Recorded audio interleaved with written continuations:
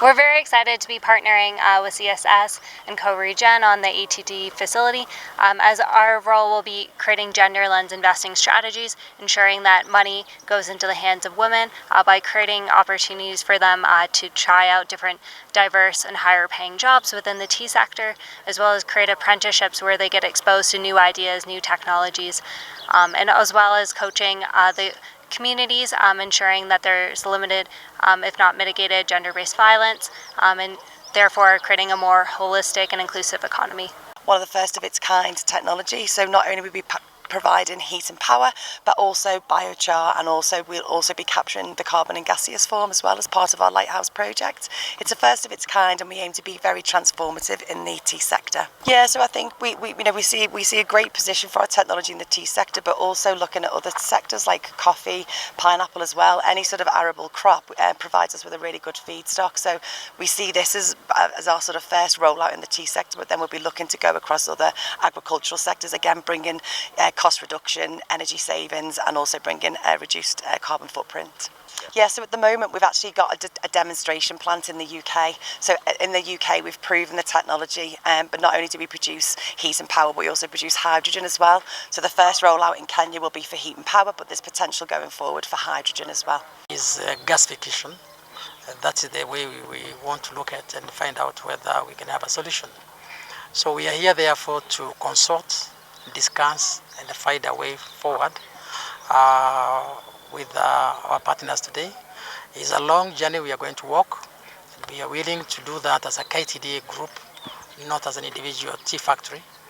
This is just a beginning of a journey to find an energy solution. So we are the new thinking board that started since January this year. And our principle is farmers first in everything that we do. So when you're looking at moving into an industrial solution on energy, we are thinking of the farmer first. So farmer first means therefore reducing cost in our production system. The impact is reduction of how much we use in production. And this principle appears to tell us that we're going to reduce the cost of 30% by making sure that we use less energy, and whatever energy we use will be renewable from biomass. That is the focus. Is 30% total production cost that we're looking at, and how much do we reduce that? We of course understand that that cost should be below 20%.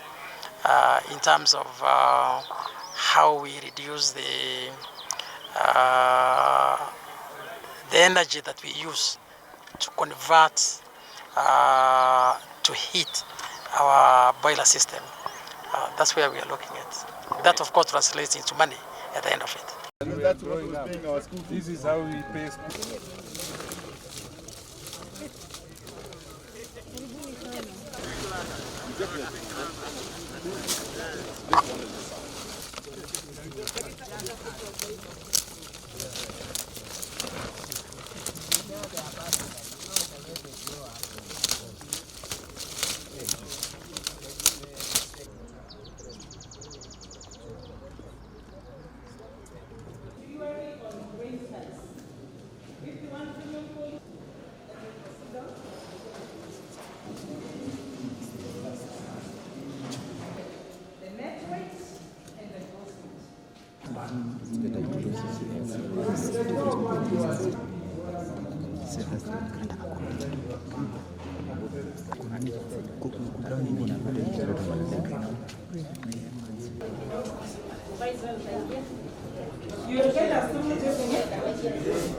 Where do you want to start?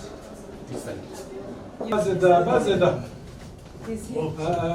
Governor, Yes. you take The UK really This loves is the them. Orthodox. This is the Orthodox. When you will find some buyers who want the black. Formed the idea that tea can be grown by small scale from values. That was called Swanatan Farm. Now the new mode of production, large scale. Yeah. That's an activity factor. We have about 60 or so numbers. Staging system, one because of the road user vehicles, when you can't use the big lorries, we use the tractor. That gives you the, it must arrive here as soon as it's planned. And we pressurize that the logistics go that way. So it's a challenge to get the leaf here. What we do is that every batch of processing, samples are grown how the process goes. So that is about the processing. Wherever they are. UK, Pakistan, wherever they are. To be bought and by these buyers.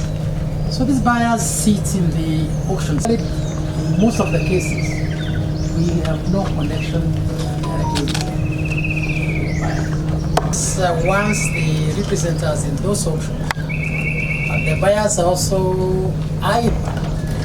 So that is the process of how tea is sold. Therefore, they are so you cannot manage. So that is how the government. So you cannot manage. So that is how the government. So you cannot manage. So that is how the government who are trained, they are experts. Then from there, the people who are trained, they are experts. Then from there, they have about 700,000 growers across the country. The governance level of director, a director is elected to become a director. Once you come to the family, I don't know how many will never even my paper. Now you find that women are challenged. They can do. Of course, 10% of the factory's energy requirements are power and the other 90% are heat, and we can certainly displace both, not 100%, but we can start reducing the dependency on the boilers by about 15%.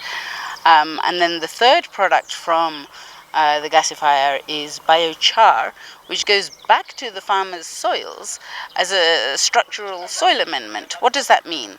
It's like a sponge, so it helps water infiltrate, it helps water be retained. It also, very importantly, makes your fertilizer more efficient. So even if you use the same amount of fertilizer, which we all know is a high cost, you will actually be getting an increase in yield. And then it is a stable form of carbon dioxide, which means that there's an opportunity for carbon credits. It's the first time in Kenya that we're doing this.